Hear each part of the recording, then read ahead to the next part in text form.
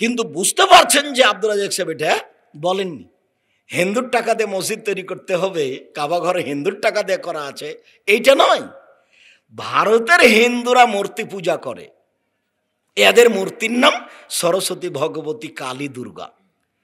আর মোহাম্মদ সাল্লাল্লাহু আলাইহি সাল্লামের বাপ চাচারা মূর্তি পূজা করতেন, তাদের মূর্তির নাম ছিল লাত, মানাত, উজ্জা, হবল, এগুলো। তো তারা ছিল মূর্তি পূজক, এরাও ছিল মূর্তি পূজক। ওদের টাকা দিয়ে কাবা ঘর তৈরি করা হয়েছে, মোহাম্মদ সাল্লাল্লাহু আলাইহি সাল্লাম এটা ভেঙে ফেলেননি। অতএব হিন্দু হলে টাকা অপবিত্র হয়ে গেছে এই কথা নয়। আমি ভারতের হিন্দুর টাকা দিয়ে মসজিদ তৈরি করা হয়েছে এই কথা তো আমি বলিনি। নেট ফেসবুক চালাও বেটা, মেশিন চালাও, তোমার লজ্জা আছে, তোমার শরম আছে? এগুলো তুমি কি রেখেছো আমার সামনে? আর তোমার হুজুর তোমার কথাই পড়ে ফেঁসে যাচ্ছে, তোমার হুজুরের বিবেচনা আছে? তোমার হুজুর কিছু বুঝে? 26 বছর থেকে ফতোয়া লিখে তোমার হুজুরকে বলে দিও, আব্দুল রাজ্জাক সাহেব 26 বছর থেকে ফতোয়া লিখেন, হিন্দুদের, পৌত্তলিকদের, অমুসলিমদের টাকা আল্লাহর নবী নিজে নিয়েছেন হাদিয়া। কাবুল হাদিয়াতিল মুশরিকিন, বুখারীতে বাপ বান্ধা আছে, মুশরিকদের, পৌত্তলিকদের, মূর্তি পূজকদের হাদিয়া তিনি কবুল করলেন, মূর্তি পূজকদের তিনি হাদিয়া দিলেন। মূর্তি পূজক মহিলার মশক থেকে তিনি পানি পান করলেন। মূর্তি পূজক অমুসলিম, ইহুদি, খ্রিস্টানদের বাড়ি, মহিলার বাড়িতে তিনি খাওয়া দাওয়া করলেন। এসব হাদিস পেশ করা আছে। জিজ্ঞাসা ছিল যে অমুসলিমের টাকা মসজিদে লাগানো যায় কিনা, এই জিজ্ঞাসার উত্তর দেওয়া হয়েছে। আর আপনি ধরে নিলেন আমি আব্দুর রাজ্জাক বিন ইউসুফ বলেছিলাম যে ভারতের হিন্দুর টাকা দিয়ে একটা মসজিদ তৈরি করা হয়েছে। আপনি মৌলানা মানুষ যে কলম ধরলেন, আমার আফসোস হয়। আপনার এলেম কালাম আমি বিশ্বাস করি, কিন্তু আপনাকে আসলে আল্লাহ মাফ করুক, আপনি আসলেই কি আলেম না আপনি প্রতারক, তা আমার বুঝের বাইরে। কি বুঝাতে চান আপনি? কয় পয়সা পড়েছেন? 88 আগস্টের 20 তারিখ থেকে আমি নিয়মিত বুখারী মুসলিম পড়াই, 32 বছর থেকে বক্তব্য দিচ্ছি, 26 বছর থেকে কলমে ফতোয়া লিখছি। অহংকারও করিনি, গৌরবও করিনি। আপনি বিশ্বাস করেন আমি কোরআন হাদিস বুঝি, আলহামদুলিল্লাহ। আমি ঘন্টার ঘন্টা হাদিস অনুবাদ করতে পারি, কোনো সমস্যা নেই, আলহামদুলিল্লাহ।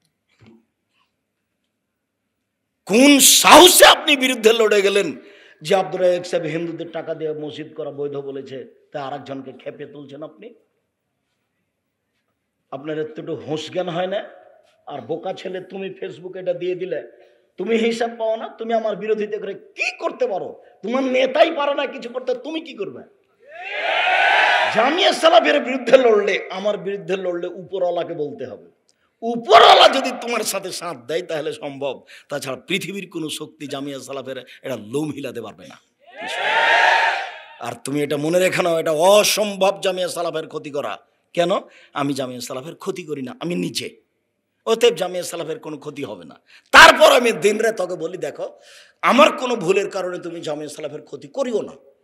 যদি আমার ভুল সেটা হয় তাকে আমি সংশোধন করার পথ করে দাও আমার, আমি সংশোধন হয়ে যাব। কথা বুঝতে পারেননি? কাজে আপনি হিংসা করে দেখে নানান কিছু করে কি করবেন আপনি? এই বোকা ছেলে, তুমি এভাবে ফেসবুকে দেখ কি করবে? তুমি কাকে ঠেকাতে চাচ্ছ, কাকে অপমান করতে চাচ্ছ? তুমি দেখো, তুমি যে এভাবে করছো, দিচ্ছ ফেসবুকে, তা আমার কোনো ক্ষতি দেখতে পাচ্ছ? তোমার নেতাকে নিয়ে আসো এখানে, কতটি লোক তুমি দেখতে পাবা, যাও দেখো। লাখো জনগণ যেখানে যাব, তুমি এই সম্মান কি দিয়ে ধরে রাখবা? এটা ধরে রাখতে হলে কিছু করতে চাইলে উপরে বলতে হবে। এটা মানুষ দিয়ে হবে না, এটা বিরোধিতা করে হবে না। যার জন্য তোমাকে সাবধানতা বলছি, তুমি মনে করিও না যে ফেসবুকে জজ কোর্ট, ফেসবুকে হাইকোর্ট, বিচার আবার হবে, তোমারও হবে, তোমার হুজুরেরও হবে। তুমি আমাকে জিজ্ঞাসা করেছ, আমি বলে দিলাম ভারতের হিন্দুর টাকা দিয়ে মসজিদ তৈরি করা হয়েছে, কাবা ঘর। ভারতের হিন্দুর কাবা ঘরে গেছে, এরাও ছিল পৌত্তলিক, এরাও হলো পৌত্তলিক, ওরাও ছিল পৌত্তলিক। আল্লাহ নবী যখন কাবা ঘরে ঢুকলেন, দাখালা রাসূলুল্লাহ সাল্লাল্লাহু আলাইহি ওয়াসাল্লাম মক্কাতা ওয়া হাওলাহা সালাসুমিয়াতুন নসব, যখন তিনি ঢুকলেন তখন তার কাবা ঘরের চতুর্দিকে 360টি মূর্তি ছিল। আল্লাহ রাসূলের হাতে একটা লাঠি ছিল, এত অনহা, লাঠি দিয়ে তিনি মূর্তিগুলোর গায়ে আঘাত করতে লাগলেন আর মুখে বলতে লাগলেন, জাল হক এসেছে সত্য, অজাকাল বাতিল চলে গেছে মিথ্যা, ইন্নাল বাতিল নিশ্চয় মিথ্যা, কানা জাহুকা চিরদিন মিথ্যা। এই বলে লাঠি দিয়ে 360টা মূর্তিকে একেবারে ভেঙে চুরে খান খান করে দিলেন। মূর্তিগুলো কার ছিল জানেন? ওর বাপের, মুহাম্মদ সাল্লাল্লাহু আলাইহি সাল্লামের বাপের মূর্তিগুলো ছিল। আব্দুর রাজ্জাক সাহেব কথা বুঝতে পারেননি। বাপের মানে ইব্রাহিম আলাইহিস সালামের মূর্তিগুলো কার ছিল? ইব্রাহিম আলাইহিস সালামের, ইসমাইল আলাইহিস সালামের, ইসাক আলাইহিস সালামের। তো ইব্রাহিম আলাইহিস সালাম যে মুহাম্মদ সাল্লাল্লাহু আলাইহি সাল্লামের পিতা, তা তো কতদিন আপনাকে বললাম। যখন জিবরাইল আলাইহিস সালাম আমাদের নবী মুহাম্মদ সাল্লাল্লাহু আলাইহি সাল্লামকে উপরে নিয়ে যাচ্ছেন, সপ্তম আকাশে চলে গেছেন, তখন জিবরাইল আমাদের নবীকে বলছেন, হুয়া ইব্রাহিম, হুয়া আবুকা, হাজা ইব্রাহিম, হাজা আবুকা ফাসাল্লিম আলাইহি। ইনি হচ্ছেন ইব্রাহিম, ইনি আপনার বাপ, আপনি তাকে সালাম দেন।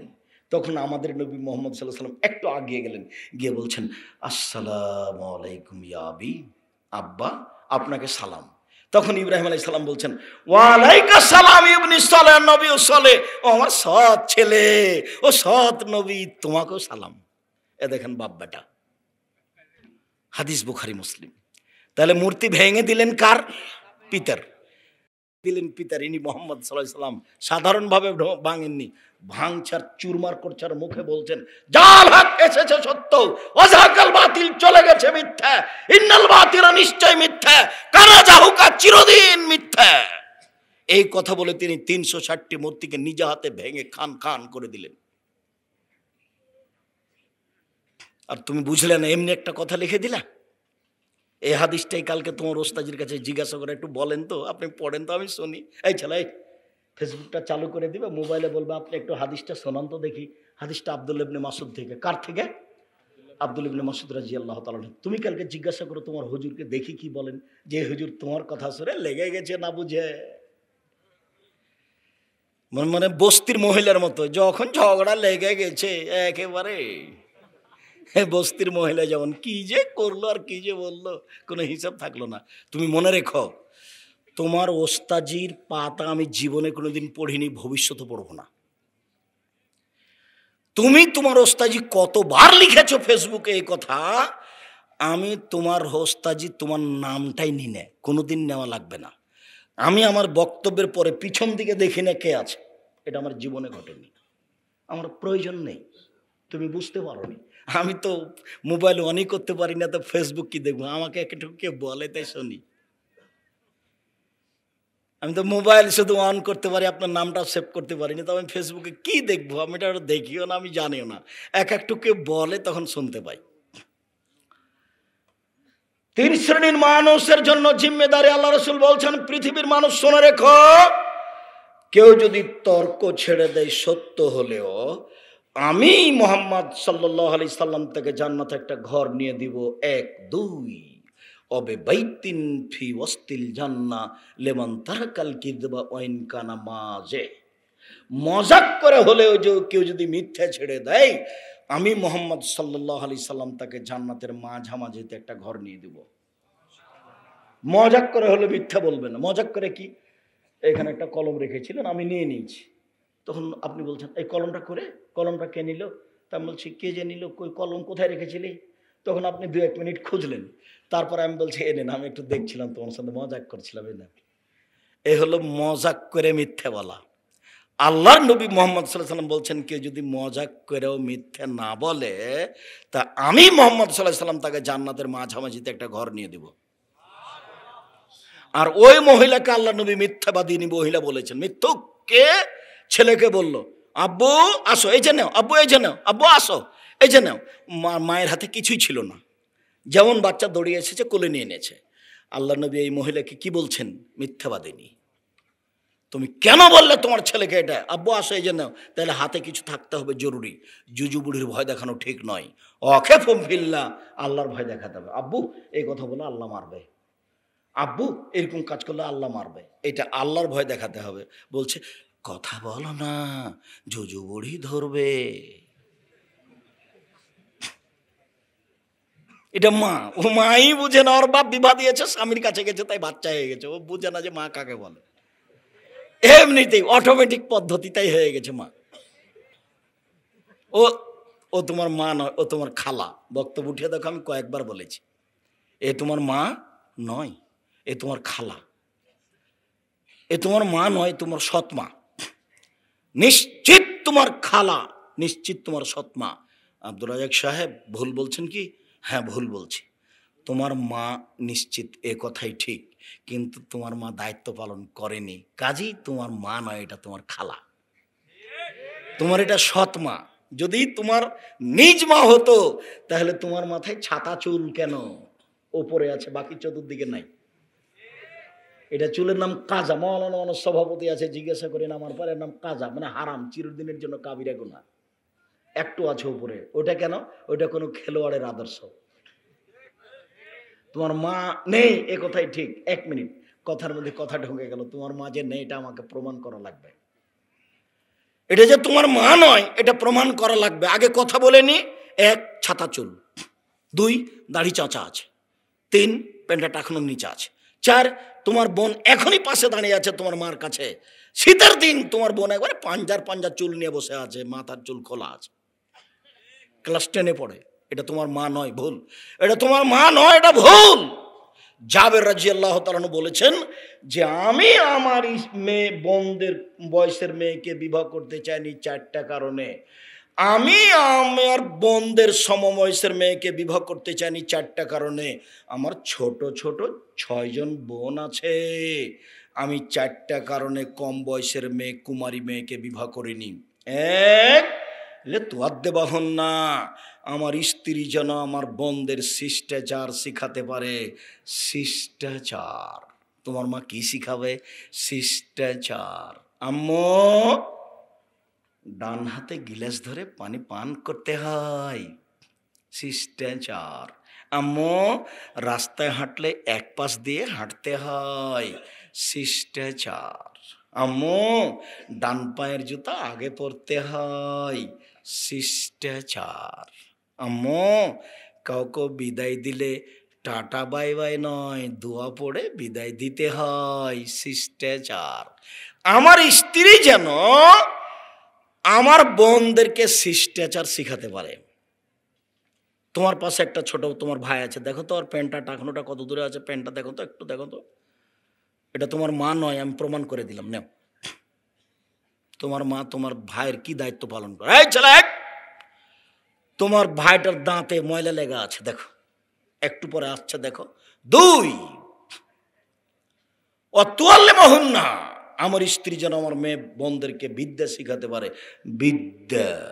আম্মু, সূরা ইখলাস 3 বার পড়লে 1 বার কোরআন মাজিদ পড়ার সমান নাকি হয়?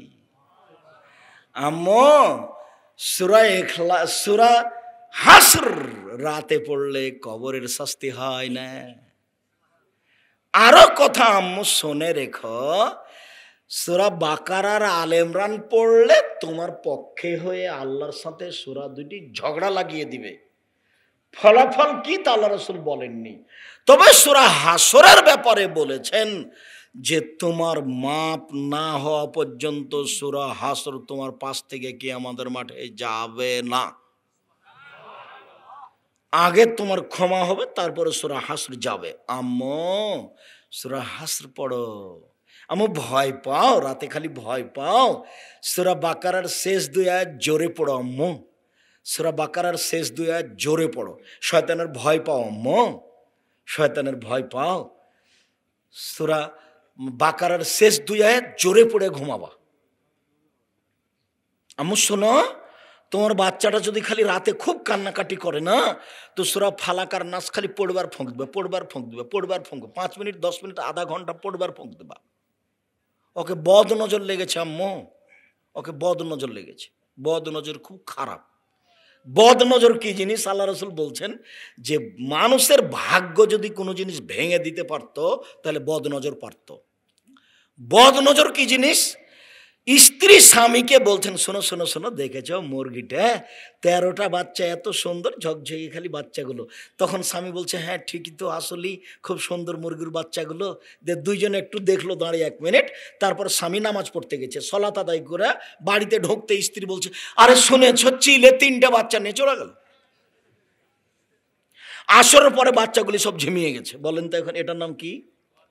এটার নাম বদনজর। আপনার ছেলের গায়ে যদি বদনজর লেগে যায়, তাহলে আপনার ছেলে রাতে তুলে পেড়ে চিল্লা চিল্লি করে মনে হবে এখনই মরে যাবে। বদনজর খুব খারাপ জিনিস। কি দিয়ে ঠেকাবেন? ফালাকার নাস। আমার স্ত্রী যেন আমার বোনদেরকে শিখিয়ে দিতে পারে, 3 ও তুরাজ্জেল হুন্না, আমার স্ত্রী যেন আমার বোনদের মাথার চুলকে চিরুনি করে রাখতে পারে, পরিপাটি করে রাখতে হবে মেয়েকে, সাজগোজ করে রাখতে হবে মেয়েকে, দাঁত পরিষ্কার করে রাখতে হবে ছেলে মেয়ের।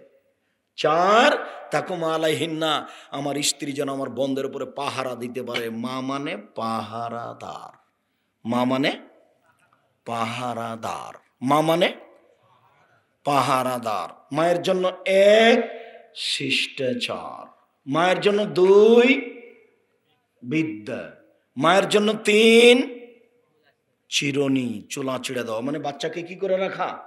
সাজগোজ করে। শুধু চিরুনির সাথে কথাটা লুকিয়ে রাখতে হবে না, বাচ্চাটাকে কি করে রাখতে হবে? সুন্দর করে সাজগোজ করে রাখতে হবে, গোসল করাতে হবে, দাঁতটা পরিষ্কার করে দিতে হবে, কাপড়টা পরিষ্কার করে দিতে হবে, কাপড়টা ঝকঝকে করে রাখতে হবে, মাথার চুলটা কেটে দিতে হবে, নখটা কেটে দিতে হবে। বুঝা গেল না কথা মনে হয়? ওটা ওর মা। দেখো তোমার ভাইয়ের হাতের নখগুলো বড় বড় আছে, তোমার বোনেরও আছে, ওটা তোমার মা নয়, ওটা তোমার মা নয়, ওটা তোমার মা নয়, এটা তোমার খালা, এটা তোমার খালা, এটা তোমার খালা। তোমার মা তোমাদের বাড়িকে কবর দিয়েছে, তোমার মা তোমাদের ভাই বোনকে কবর দিয়েছে, তোমার মাই খারাপ বেহায়া মহিলা, তোমার মাই সর্বনাশা মহিলা, তোমার মাই তোমাদের পরিবারকে কবর দিয়েছে। বেটা চিন্তার কিছু নেই, দুঃখের কিছু নেই। আমি কষ্ট করে কথা বলছি, আমি আফসোস পেশ করছি, তোমাকে কষ্ট দিতে আসিনি, তোমার বাপকে আমি কষ্ট দিতে আসিনি। তোমার বাপ আর তোমার মা তোমাকে কবর দিয়েছে, তুমি এটা মনে রেখো। তোমার বাপও বুঝে না বাপ কাকে বলে, তোমার মাও বুঝেনি মা কাকে বলে। তোমার দাদা বিবাহ দিয়েছে, সংসার করেছে, তাই দুনিয়াতে এসেছো, এর নাম বাপ নয়, এর নাম মা নয়, মা ভিন্ন জিনিস। এই যে 4টে থেকে গেল, তার নাম মা। কয়টা থাকলো? 4টে থাকলো, তার নাম মা। 3 ও আলাল জালনা লেমন হাসানা খলকাহ, কেউ যদি তার চাল চলনকে ভালো করতে পারে, আমি মুহাম্মদ সাল্লাল্লাহু আলাইহি সাল্লাম তাকে জান্নাতুল ফেরদাউস নিয়ে দিব। 1 কেউ যদি তর্ক ছেড়ে দেয়, আমি মুহাম্মদ সাল্লাল্লাহু আলাইহি সাল্লাম তাকে জান্নাতে একটা ঘর নিয়ে দিব। 2 কেউ যদি মজাক করে হলেও মিথ্যা ছেড়ে দেয়, আমি মুহাম্মদ সাল্লাল্লাহু আলাইহি সাল্লাম তাকে জান্নাতের মাঝামাঝিতে একটা ঘর নিয়ে দিব। 3 কেউ যদি তার চাল চলন আচরণকে ভালো করে, আমি মুহাম্মদ সাল্লাল্লাহু আলাইহি সাল্লাম তাকে জান্নাতুল ফেরদাউস নিয়ে দিব। সত্য মিথ্যা। রাসূল সাল্লাল্লাহু আলাইহি সাল্লাম বলছেন, সালাসুন মুনজিয়াতুন, সালাসুন মুহলিকাতুন, সালাসুন মুনজিয়াতুন, সালাসুন মুহলিকাতুন। 3টে জিনিসে মানুষ ধ্বংস হয়ে যায়, 3টে জিনিসে মানুষ বেঁচে যায়, 3টে জিনিসে মানুষ ধ্বংস হয়ে যায়, 3টে জিনিসে মানুষ বেঁচে যায়। 1 কওলুল হক আলা রিজা ওয়াস সাখাত, সত্য বলতে হবে, পরিবেশ ঘোলাটে হলেও, পরিবেশ অনুকূলে থাকলেও সত্য বলে যে বেঁচে গেছে সে, সত্য বলে যে বেঁচে গেছে সে। 2 আত্তাকওয়া সিরনওয়ালা নিয়ে, গোপনে আল্লাহকে ভয় করে যে, প্রকাশ্যে আল্লাহকে ভয় করে যে, সেই বেঁচে গেছে। কেউ নাই ঘরে, তাই তো তোমার লম্বা মোবাইল, বড় মোবাইল চলছে না, একটা মেয়ে চলছে। তাহলে তুমি সত্য আল্লাহকে ভয় করো না।